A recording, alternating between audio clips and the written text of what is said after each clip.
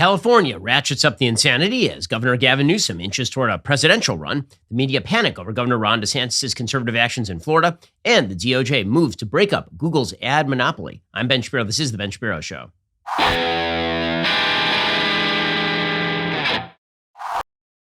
Alrighty, over in California, the place I left, things don't seem to be getting much better anytime soon. Now, one of the reasons I left California, many of the reasons I left California, are implicit in the news that comes out of the place absolutely daily. I left California for Florida, so I am biased in this matter, but it appears to me on a national level, one of the things that we are going to be deciding in the very near future is whether California is the future of the United States or whether Florida is the future of the United States. And these futures look unbelievably different. In California, the solution for every single problem is more government. It is more government. It is more government interventionism. It is more encroachments upon your economic rights. It is more left-wing indoctrination of your children. That is always the answer. And in Florida, the answer seems to be more local control, more leaving parents to their own devices, more of the state allowing you to bring up your children in the way that is traditionally fit in the United States. And this is the real gap that is emerging in American public life. This is why the solution in the end may be that California is going to get to be California and Florida is going to get to be Florida and federalism rules the day. But until that point, the incipient conflict that is building up at a national level is whether the entire nation is going to move more toward Florida or whether it is going to move more toward California. So we begin in California. In California, there have been 2 mass shootings over the course of the last 72 hours. There's another mass shooting in Half Moon Bay, apparently, over the course of the last 48. The Washington Post reports the suspect accused of killing 7 people at 2 farms was believed to be a co-worker of the victims, officials said on Tuesday, describing the attack as workplace violence. Details about what happened on Monday were slow to emerge as authorities worked to reach the victims' families and to further investigate ahead of a planned Wednesday arraignment for the suspect, who happens to be a 66-year-old who engaged in this shooting. That is a very elderly mass shooter. Typically, mass shooters tend to be in the 17 to 22 range. They don't tend to be in the 60-plus range, but we have been seeing a rising number of bizarre mass shootings involving much older people, ranging from the Las Vegas shooting to the shooting that happened a little bit earlier this week in California to this shooting in Half Moon Bay. Apparently, according to the Washington Post, there have been nearly 40 mass shootings so far this year. We only focus on a certain number of them, obviously. The media tend to focus on the more spectacular shootings, the one that kill more people at one shot, and don't happen to be linked to gang violence. The reality is that shootings in the United States tend to be linked overwhelmingly to either interpersonal disputes or gang violence. Most of the most spectacular shootings that you see on the news are statistical anomalies. That doesn't mean that they're not acts of tremendous evil. It doesn't mean they're not important. It doesn't mean we shouldn't address them. But the media tend to focus in on these anomalous actions as opposed to the more run-of-the-mill shootings, because if you were to look at the run-of-the-mill shootings, it might represent a different set of policy prescriptions. According to the Washington Post, on January 21st, a shooter opened fire on the eve of Lunar New Year at a dance studio in Monterey Park, a majority Asian Los Angeles suburb, killing 11. 2 days later, related shootings at 2 locations around Half Moon Bay near San Francisco killed 7 people as well. There have been already 39 mass shootings in 2023 in the United States, according to the Gun Violence Archive. There have been more shootings than any other January on the database's record, which go back to 2014. Mass shootings, where 4 or more people, not including the shooter, are injured or killed, have averaged more than 1 per day in 2023. Every week has had at least 6 mass shootings. Again, a lot of folks have been claiming that this has to do with the prevalence of guns in the United States, but it's hard to make that link considering what's happening in California. And here is the rule. If there is a link, if there is a mass shooting that cannot be explained by white supremacy or right-wing rhetoric, it immediately turns into a gun control narrative. We don't bother to look into the motive. We don't bother to look into any other factor. We don't look into mental illness. That's because the media have a stake in the gun control narrative, which is why you have articles like the one from Eugene Robinson over at the Washington Post in response to shootings in California, one of the more gun-controlled states in America. Eugene Robinson says the only way to stop senseless mass shootings, you know the answer. The answer, of course, is the gun, the gun, the gun, the gun. The common factor always is the gun. There's one way the mass shooting Saturday in Monterey Park, California could have been prevented. One way that all mass shootings and individual shootings and gun suicides can be prevented: keep deadly firearms out of the hands of those who would use them to kill. Okay, well, the problem is you don't know who would use them to kill all the time. We all agree. People who are irresponsible with guns, if there were a way to weed them out, no one would want those people to own guns. If there were a way to weed out people who are mentally ill, it would be great to weed out people who are violently mentally ill from owning a gun. However, saying the gun is the major factor in violence is sort of like saying that money is the major factor in embezzlement. Yes, it is a vital tool for achieving the crime, but also it happens to be used for a lot of other things that are legal and necessary. But the left-wing view, always and forever, is that if there is an evil person who does something terrible with a gun, all the people who are law-abiding have to have their guns removed from them, which is exactly what Eugene Robinson writes. Says mass killers have different profiles and different motives. Most are male, many are young, few are old. By definition, virtually all are struggling with mental health issues of some kind. Happy, well-adjusted people do not kill innocents at random. In all cases, though, the assailants have been able to obtain guns and ammo, usually legally and with ease. California has some of the strictest gun laws in the country, Eugene Robinson notes. The state makes it illegal to possess the kind of weapon used in Monterey Park, a semi-automatic assault pistol with an extended magazine. It is not yet known how the assailant obtained the outlawed gun. It would have been a simple matter to purchase the weapon in a state where it is allowed. The guy broke a bunch of gun laws. Okay, so passing more gun laws ain't going to do it. But again, the idea from California is that we can always solve every single problem with more legislation. And if you look at California's gun laws, they're very restrictive. California already has a so-called assault weapons ban. California already has a red flag law. It was enacted in 2016. And that law allows law enforcement, family members, employers, coworkers, and school employees to file a gun violence restraining order against an individual suspected of being a danger to themselves or others. This is according to the California government website.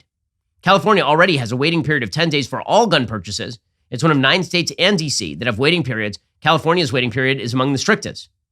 California already requires background checks on all gun purchases and transfers, including private transfers and sales at gun shows.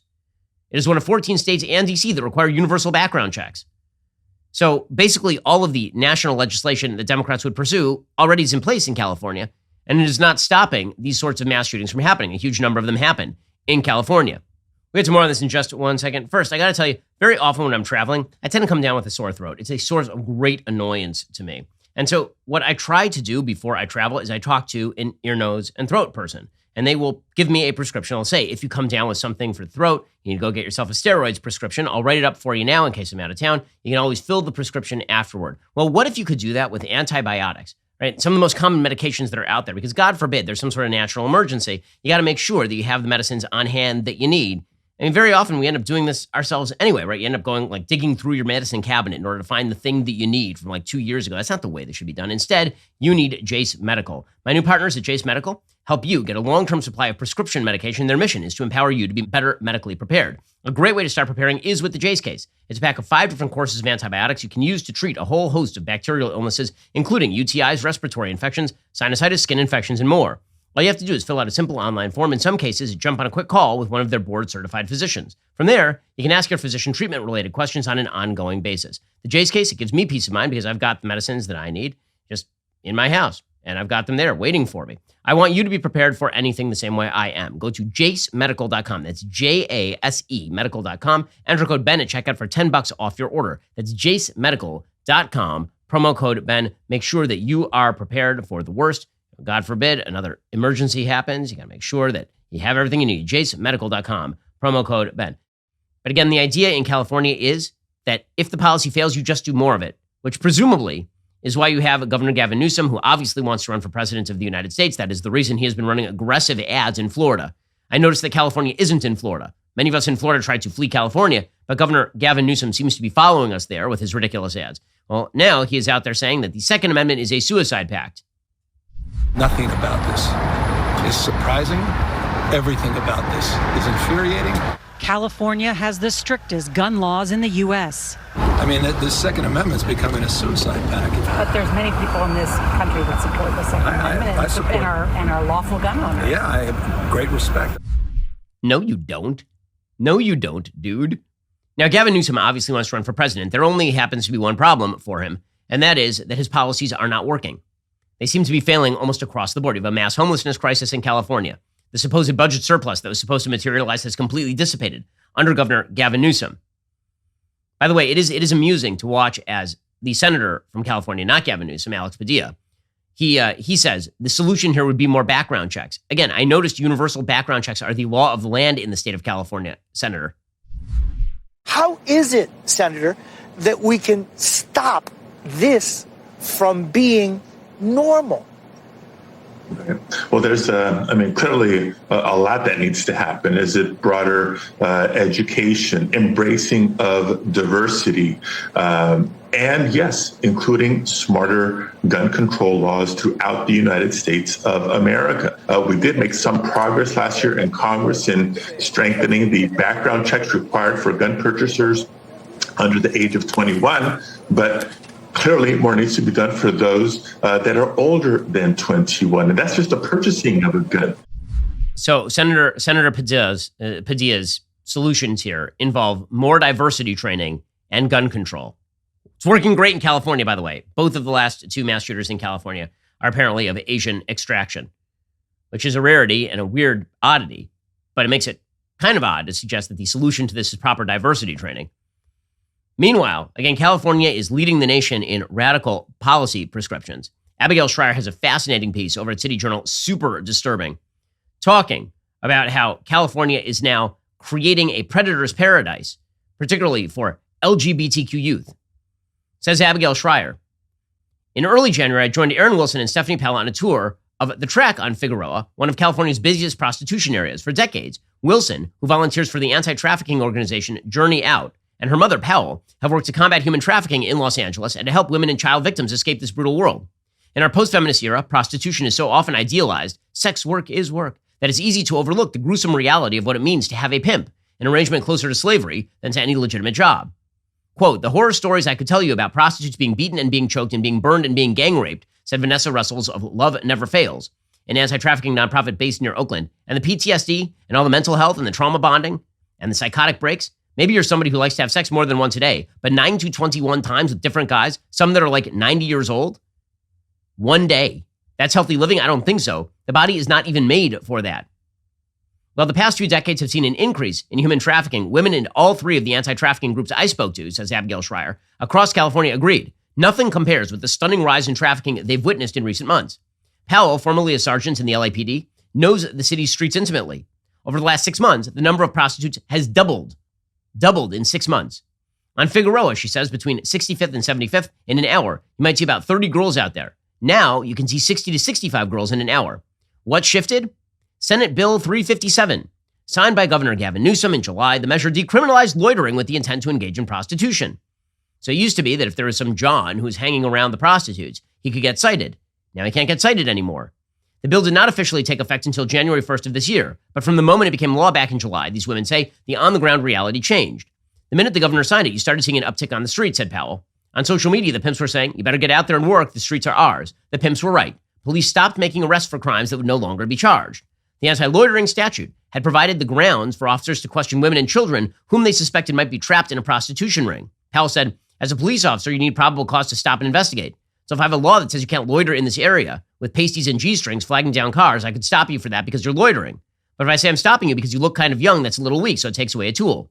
Without the statute, police hands were suddenly tied. Henceforth, questioning the girls came to seem a Pyrrhic gamble, one that California's police officers would now avoid. Prostitution is still illegal in California, but police have lost significant ground in the effort to contain it. Women at anti-trafficking nonprofits in the Bay Area, San Diego, and Los Angeles all emphasized. You might wonder who actually benefits from Senate Bill 357. According to Sergeant Marcos Campos, he's not sure. He says not the communities, not the sex workers, many of whom rely on police officers for help in escaping their pimps. He said, I think if anything, it probably helps the sex traffickers. Get to more on this in just 1 second. First, you know it's really rough?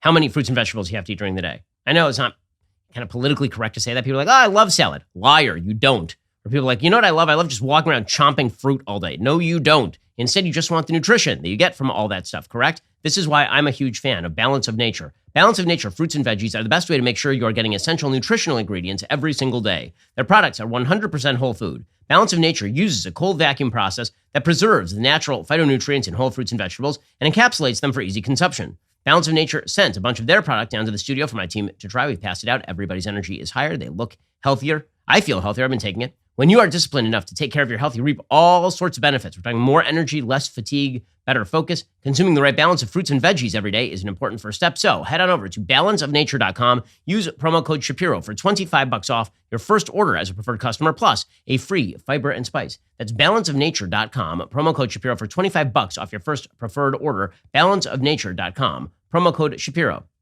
So why exactly would anyone propose such a law? Why would the California state legislature pass it? So Abigail, she actually asked the author, the San Francisco-based state senator Scott Wiener. You've heard his name before because he has promoted a bevy of bizarre, odd, and perverse legislation aimed at opening up California wide to some of the worst perversions in America. This is one of them. The answer he gave is the one that he supplies for so many of the bill he authors. He says it was necessary to advance the rights of LGBTQ people. And this is what he says all the time.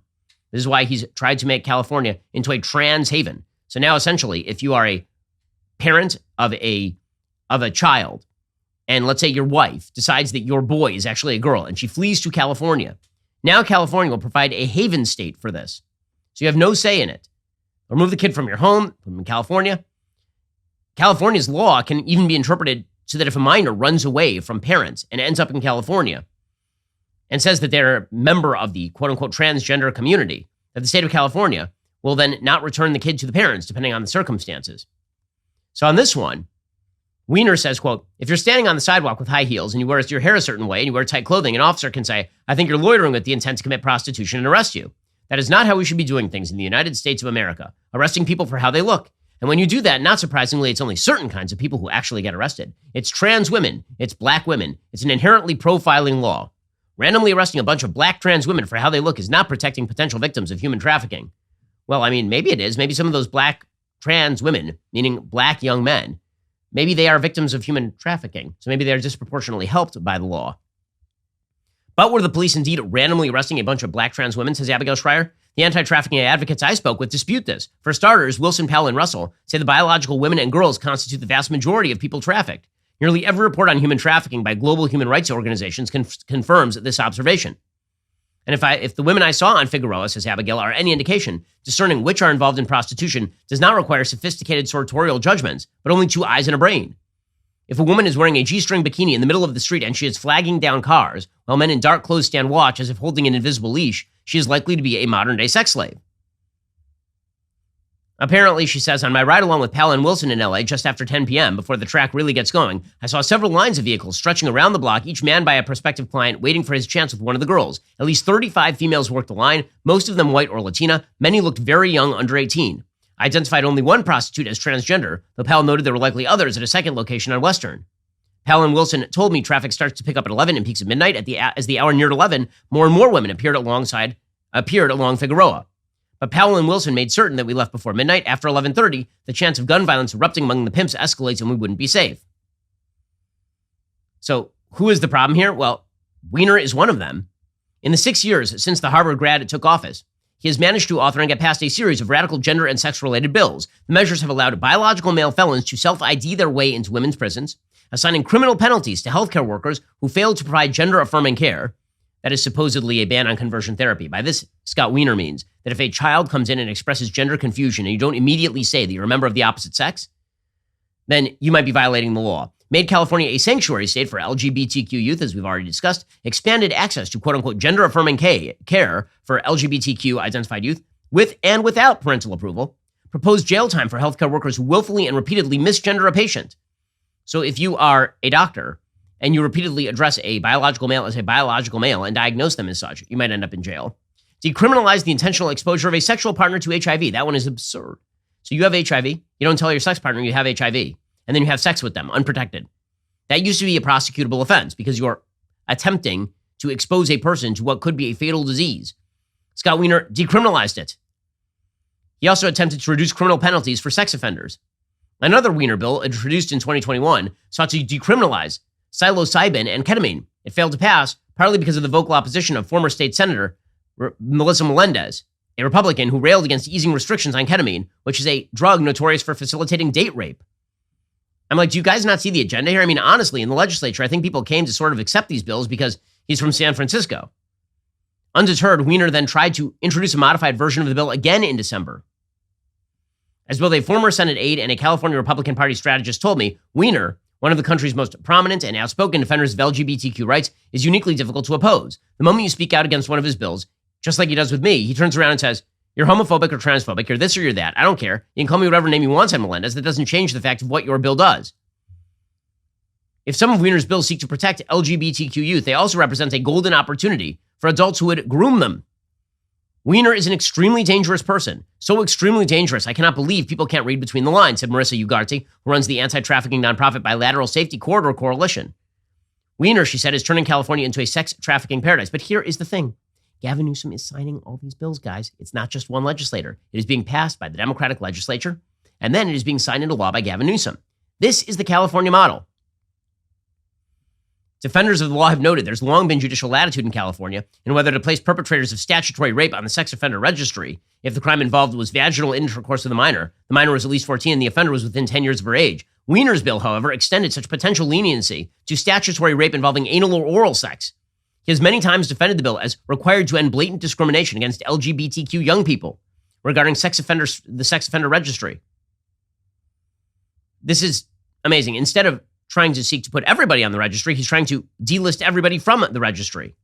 Something very fishy is going on. But put Weiner's bizarre motives aside, the thing that really should be scaring the hell out of you is why in the world Gavin Newsom is signing this stuff into law. And the answer is the California model. Again, it combines the worst sort of government seizure of private property and intervention in the economy with the idea that every person's subjective sense of sexual identity must be not only greenlit, but approved and sponsored by the state of California, up to the point of decriminalization and possibly being given tax dollars. Speaking of which, all of this stuff costs a lot of money. It turns out that it is very expensive to run your state like an idiot. And so now California Democrats are considering something new.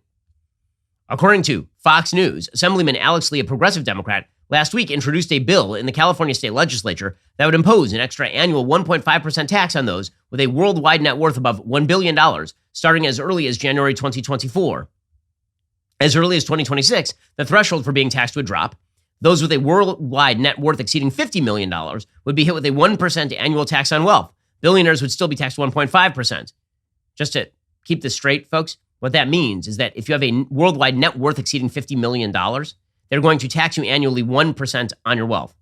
Well, 1% of $50 million is about $500,000 annually. The problem is, how do you actually assess what somebody's wealth is worth? Let's say they are an owner in a privately held company that is not publicly traded on the stock market. There's no way to actually know what your market capitalization is because your stock is not actually tradable. It's not fluid. So theoretically, you could actually be hit with a 1% tax, a $500,000 tax, without even necessarily earning that much money in a given year because you can't actually liquidate your wealth. All right, I'll get to more on this in just 1 second. First, I've been telling you, I'm not getting enough sleep. Okay, my kids are just killing me lately. They are waking me up at all hours of the night, and in the morning, we got a puppy. That means the puppy's keeping me up. We're going to have a baby. The baby will keep me up. I need my Black Rifle Coffee. It's that simple. Black Rifle Coffee Company is on a mission also to build a support network for veterans, first responders, and law enforcement by serving you the best coffee you've ever had. Thanks to your support, that dream has now become a reality. This year alone, Black Rifle Coffee donated over 120,000 bags of coffee to veterans and first responders while expanding their own team of active duty service members, veterans, and veteran family members. If you want to continue supporting this incredible company, head on over to blackriflecoffee.com. Use promo code Shapiro at checkout for 10% off your purchase and your first coffee club order. Again, Black Rifle Coffee is roasted by a veteran-led team of brilliant coffee graders here in the United States. Their coffee is awesome, but they also have a great mission. And you can do both of those things all at once. The coffee is truly one of a kind. Head on over to blackriflecoffee.com. Use promo code Shapiro for 10% off. You can also find Black Rifle Coffee in grocery and convenience stores near you. That's Black Rifle Coffee, America's coffee. That's not the worst part of this bill. This bill also includes an exit tax. The current version introduces a measure to allow California to introduce wealth taxes on residents years after they left the state and moved elsewhere. This bill includes provisions to create contractual claims tied to the assets of a wealthy taxpayer who doesn't have the cash to pay their annual wealth tax bill because most of their assets aren't easily turned into cash. This claim would now require the taxpayer to make annual filings with the California Franchise Tax Board and eventually pay the wealth taxes owed even if they have moved to another state. So, by the way, this just means people are going to leave faster. I remember having this conversation before we moved our company and before we left for Florida. I remember talking to my wife and saying, we need to get out before they do something like this because then they'll just try to lock you in financial prison, essentially, by forcing you to pay back taxes to the state of California, even though you've left. They're apparently trying to now tax people even after they leave the state, which is just insane. So, the reason they're doing this, by the way, is because somebody's got to pay the taxes. According to Fox News, past studies showed that the top 1% of taxpayers pay about 50% of all state income taxes in New York, California, and elsewhere. watch as everybody who has the ability leaves the state of California as soon as humanly possible. That will be the precise outcome that California wishes to avoid, but that's what they're going to achieve. Okay, so you have one model of governance. That is the California model of governance. Meanwhile, there's a separate model of governance, and it is taking place over in Florida. That model of governance is turning a purple state red, bright red. So much so that the Washington Post now has a piece titled, "There is no plan, there is nothing. Florida Democrats in despair over future." To which all I can say is, Emperor Palpatine, good. I only hope that you are in despair over my new state turning bright red, thanks to people like me leaving California and coming to places like Florida. According to the Washington Post, more than 2 months after enduring humbling midterm losses, Democrats in Florida are in a state of disorder. They have no clear leader, infrastructure, or consensus for rebuilding, according to interviews with more than a dozen organizers, former lawmakers, donors, and other leaders. These factors have compounded their worries about Democrats outside Florida all but writing off the nation's third most populous state, which was once seen as a marquee battleground. Democrats have struggled there in recent elections, hitting a new low last fall when Republican Governor Ron DeSantis won a second term by nearly 20 points and carried the majority Hispanic Miami-Dade County. That's something a GOP gubernatorial candidate had not done in 2 decades. Republicans also secured a supermajority in the state legislature. Now, as Democrats look to 2024, there are a few early signs that Florida will be a top priority for Joe Biden, who said he intends to run for re-election. A Biden advisor who spoke on the condition of anonymity to describe strategy said decisions about whether a re-election campaign would even invest in Florida would be based in part on the Republican nominee. Some Democrats see little hope in contesting Florida's 30 electoral votes. Only Texas and California have more, if DeSantis is the nominee. Fernanda Amandi, a federal Democratic operative, said, "The thing about Florida Democrats is we keep learning with every passing year. Just when you thought you had hit bottom, you discovered there are new abysses to fall deeper and deeper into. There is no plan. There is nothing. It's just a state of suspended animation and chaos. More than anything, it's the mournful regret and acceptance that Florida has been cast aside for the long foreseeable future." Yep. And there's a reason for that. And that is because the governance in Florida, which has been largely Republican for quite a while here, has been excellent. And it's turned a bunch of Democrats into Republicans, at least in the state of Florida. And that includes Governor DeSantis' supposed culture wars. So the left keeps declaring that Ron DeSantis' culture wars are somehow damaging him, that they're really, really bad, and how could he possibly do this? They keep saying that he's such a radical. The problem is that the culture wars that he is picking are not radical. So you recall that they suggested that when he passed a bill saying that you should not sexually indoctrinate children under the age of 8, the entire media labeled this the Don't Say Gay bill. And then polls showed that over 50% of Democrats in Florida approved the bill. You'll recall that Ron DeSantis said he didn't want Disney getting involved in the politics of the state on behalf of the Democrats. And he said, you don't get special benefits from the state if you choose to play sides. And people outside the state were like, how dare he do this? And you know what the impact was? Nothing on Ron DeSantis. He won by 20 points. Well, now Ron DeSantis is making a couple of other moves. And they have to do largely with the school system. It's such smart politics. It also happens to be good. So the chief issue that is facing parents right now in the United States is the attempted indoctrination of their children by major teachers unions like the AFT and the NEA. The fact of the matter is there are a bunch of very motivated political partisan hacks who are in the classroom. It is a scary thing. It happens to be true at a bevy of public schools all around the nation. The selection of teachers is not coming from the community very often. Now, at public schools, it's coming from teachers' union members who have gone to the ed school at the state college or out of state. And they're coming back and they're taking all of their left-wing values and they're now implanting those in your kids. Well, Ron DeSantis is doing the right thing. He's attempting to break the teachers' unions in the state of Florida. According to the Orlando Sentinel, Governor DeSantis unveiled a series of proposals on Monday aimed at school boards and teachers' unions, the latest salvo in his battles over education policy in the state. Again, education policy is a very good thing for Republicans to go after because Democrats, for some reason, have decided to simply surrender parents as an actual block. Now they want to defeat parental rights. If you're a parent and you say my boy is a boy and my girl is a girl, the Democrats now say that you may be an abusive parent on that basis alone.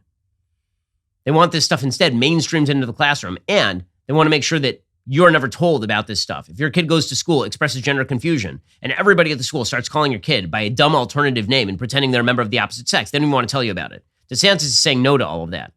DeSantis has now unveiled what he calls a teacher's bill of rights. At an event in Jacksonville, it would give teachers the go-ahead to oppose their school boards if they believe their policies were against state law.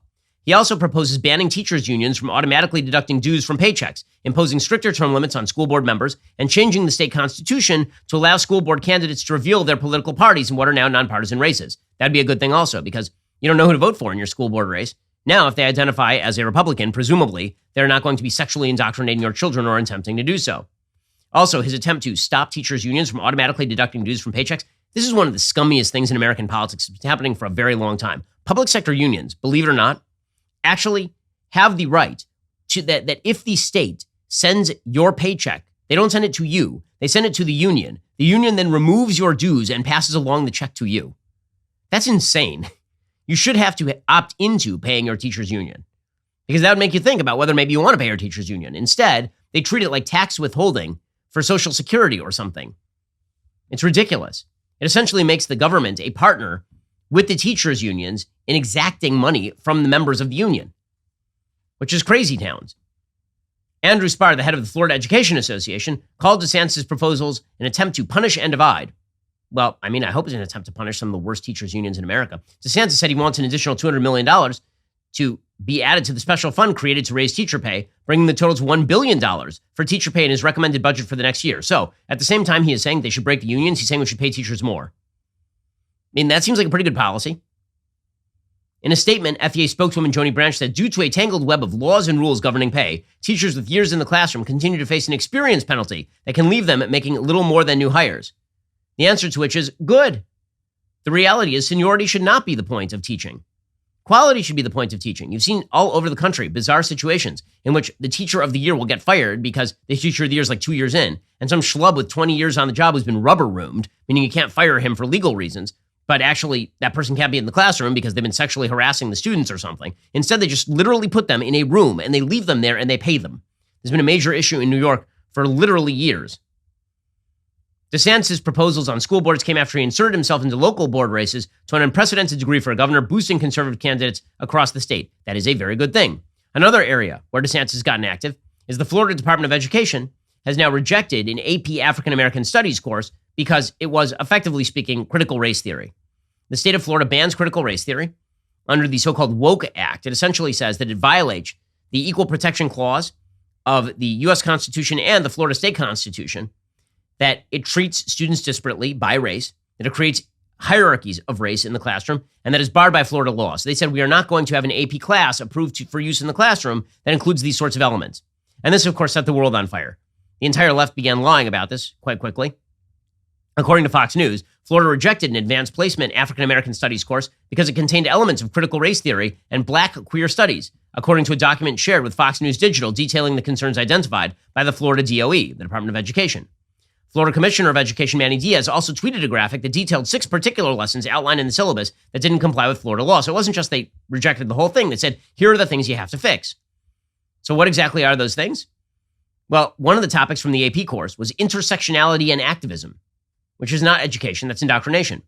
There was one titled Black Queer Studies, which included readings from people like Roderick Ferguson, who said, quote, we have to encourage and develop practices whereby queerness isn't a surrender to the status quo of race, class, gender, and sexuality. It means building forms of queerness that reject the given realities of the government and the market.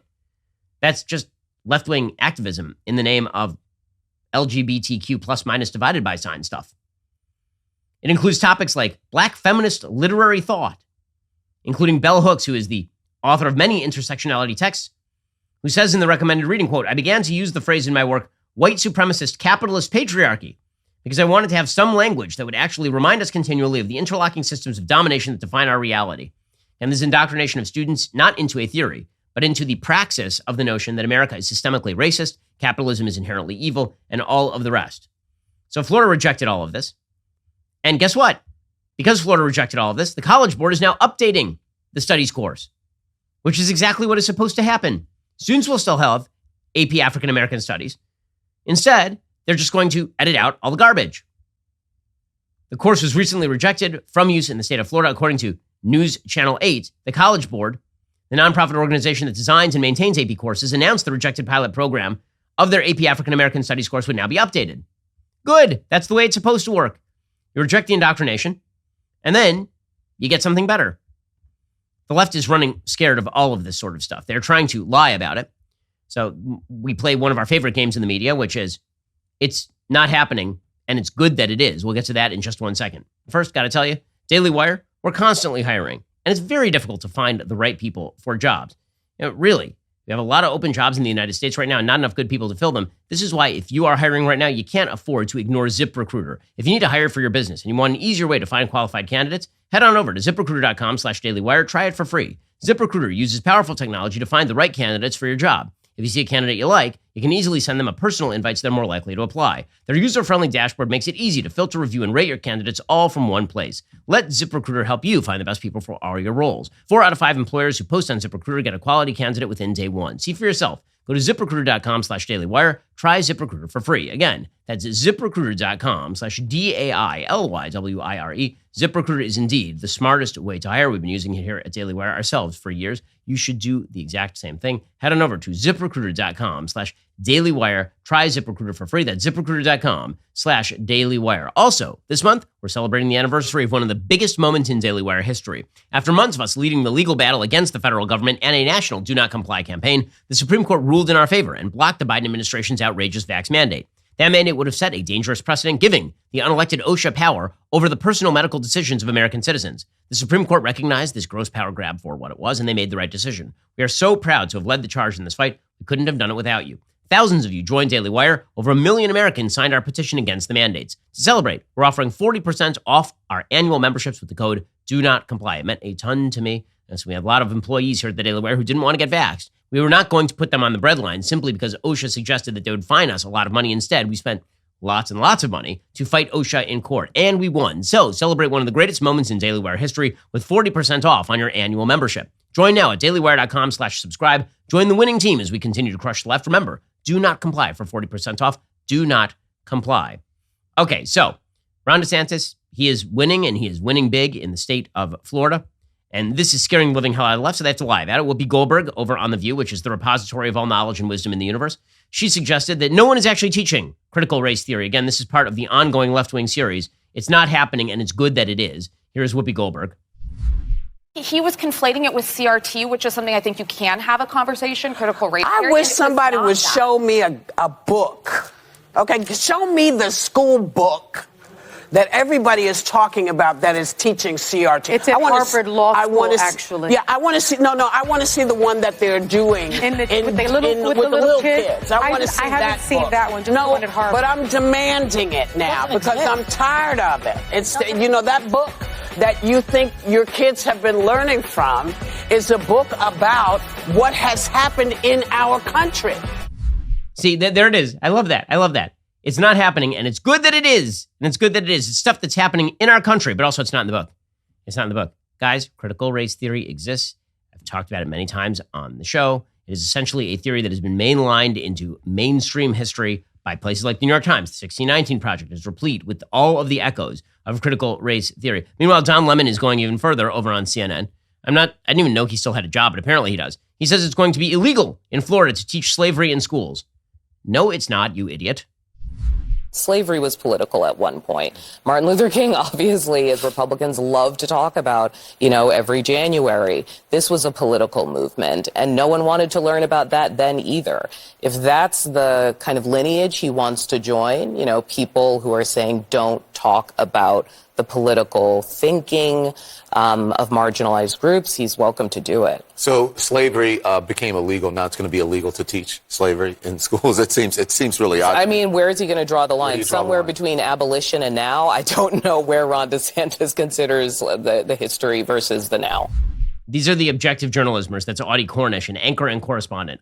No, slavery has been taught in every American school of which I am aware for generations. The hell are you talking about? But again, they're just going to lie. The problem is that most Americans can see through these lies, so the left are having a real tough time, which is why, again, they just have to keep exaggerating and exaggerating and exaggerating. MSNBC's Michael Beschloss says, books are being banned in Florida. Okay, guys, you can get any book you want in Florida. You just can't mainstream it to the kiddies. I don't understand why this is so tough to accept. You can go down to your local porn shop and you can buy a copy of Playboy. That doesn't mean it should be taught in 3rd grade. I don't understand why you guys can't seem to understand that free speech is not the chief issue in the classroom. In the classroom, the chief issue is what gets taught to our small people. Yeah, it's so irritating. But I guess this all comes down to this notion that children are basically just small adults who are vested with full autonomy, up to and including deciding their own sex and the ability of whether they ought to mutilate their own genitals and such. Anyway, here's MSNBC's Michael Beschloss. This genius, by the way, writes speeches for Joe Biden. If you quizzed public school, elementary school kids, high school kids today about John F. Kennedy and the administration, what would they know? He got shot. Maybe that's it. Or they might say, is that the guy who's coming back to run with Donald Trump next year? And they also might say, was it the idea of our founders, as we're now seeing in Joe and Mika's home state of Florida, was it their idea that books would be banned and taken out of classrooms? Right. And you'd have lists saying, these books are okay, these books are not. Yes, the founders would have been fine with that. Are you insane? Yes, the founders would have been fine with the notion that there are certain books that do not belong in the classrooms of small children. I mean, honest to God, Michael Beschloss is supposed to be a historian. Has he ever read a book? It's unbelievable. You read a book. Read a biography of John Quincy Adams and see how John Adams constructed his education, like book for book. Do you think he was like, well, John Quincy does have to see everything. Here's some wood carvings of a naked lady. I'm going to send those over to John Quincy and we'll see how he handles that. Like, what is wrong with you people? But you're cruising for a bruising, so if this is the way you want to play it, then I guess this is how it's going to go. And meanwhile, in other news, the Department of Justice is now suing Google, apparently seeking to break up Google's business brokering digital advertising across much of the internet. It's kind of a fascinating thing because there is, in fact, a bipartisan consensus that Google has effectively a monopoly in the ad business. Filed in federal court in Virginia, according to the Wall Street Journal, the case alleges that Google abuses monopoly power in the ad tech industry, hurting web publishers and advertisers that try to use competing products. 8 states, including California and New York, have joined the DOJ lawsuit. The lawsuit asks the court to unwind Google's anti-competitive acquisitions, such as its 2008 purchase of ad-serving company DoubleClick, and call for a divestiture of its ad exchange. AG Merrick Garland said at a press conference, for 15 years, Google has pursued a course of anti-competitive conduct that has allowed it to halt the rise of rival technologies, manipulate auction mechanics, insulate itself from competition, and force advertisers and publishers to use its tools. By calling for specific divestitures from Google's ad tech business, the Justice Department went further in seeking a breakup than some antitrust experts had even expected. This is why Alphabet shares fell by about 2% in trading on Tuesday. The ad tech tools controlled by Google facilitate much of the buying and selling of digital ads that helps fund online publishers. Google's businesses include tool publishers can use to offer ad space, a product for advertisers to buy those slots, and an exchange that links the bidders with the web pages. But there are a lot of people who are deeply worried that Google has been basically manipulating all of this to their own ends, some of those ends political. Alphabet gets about 80% of its business from advertising. The Justice Department's new suit targets the subset of that ad business that brokers the buying and selling of ads on the other websites and apps as well. The idea is that they are privileging their own above other people's. Last year, Google offered to split off parts of its ad tech business into a separate company under the Alphabet umbrella. Well, one of the things that's sort of fascinating here is just how wide the bipartisan acceptance of the attack on Google is. So, there are always a couple of sort of theories when it comes to monopoly power. One is that monopoly power should be broken if it harms the consumer. The other is monopoly power should be broken if it represents too heavy a percentage of the market. I tend toward the first theory, if it harms consumers. I certainly can say that Google's monopoly on ads has harmed consumers, for sure. That is a very real thing. And so the possibility that the DOJ is moving to break up the ad business probably is not necessarily a bad thing. Now, I will say that the same people who are looking to crack down on Google's ad business from the Biden administration are also looking to crack down on free speech over at Twitter. Yet again, there's another study out, so many studies out every single day, a study out showing violence is increasing. Well, yeah, we know. And now they're blaming Twitter. According to the Washington Post, attacks on U.S. Jews and gays accelerate as hate speech grows on Twitter. Maybe the attacks on U.S. Jews and gays are accelerating, not because of Twitter per se, but because you took the cops off the streets and told them not to police anymore. I've noticed that they are accelerating, particularly in areas where you've been weak when it comes to policing crime. But you got to find some way to crack down on the only possible free speech mechanism on the internet these days. New research to be released later this month by the Misinformation Tracker Network Contagion Research Institute suggests a connection between real-world incidents and variations of the word groomer, often aimed at gays and suggesting they are adults bent on seducing children. Although polls indicate a significant minority of the population believes otherwise, gay people are not more likely to be predators than straight people. So now they are trying to claim that the rise of the use of the term groomer on Twitter is leading to attacks on gay people. I'm going to have to see the evidence on that. The answer is they actually have none. At the beginning of this Washington Post story, they begin with The FBI charging a Florida man with making a detailed online threat to murder 100 gay people.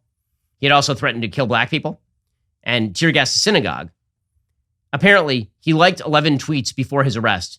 Quote, there's no evidence that what Albert saw on Twitter inspired him to make his own posts. So there's not even a link there. See, this is the problem. I'm perfectly fine with the DOJ actually showing, with 149 pages of supporting evidence, that the internet is being skewed by Google. I do have a fairly significant problem with the notion that the same people who are complaining about Google are also complaining that Twitter's free speech mechanisms are damaging to the United States to the extent that they're actually facilitating violence. Alrighty, guys, the rest of the show is continuing right now. You're not going to want to miss it. We'll be getting into Mike Pence apparently finding classified documents over in his home. Also, we'll be getting into the New York governor refusing to reinstate those healthcare workers she fired for not getting vaccinated. If you're not a member, become a member. Use code Shapiro at checkout for 2 months free on all annual plans. Click the link in the description and join us.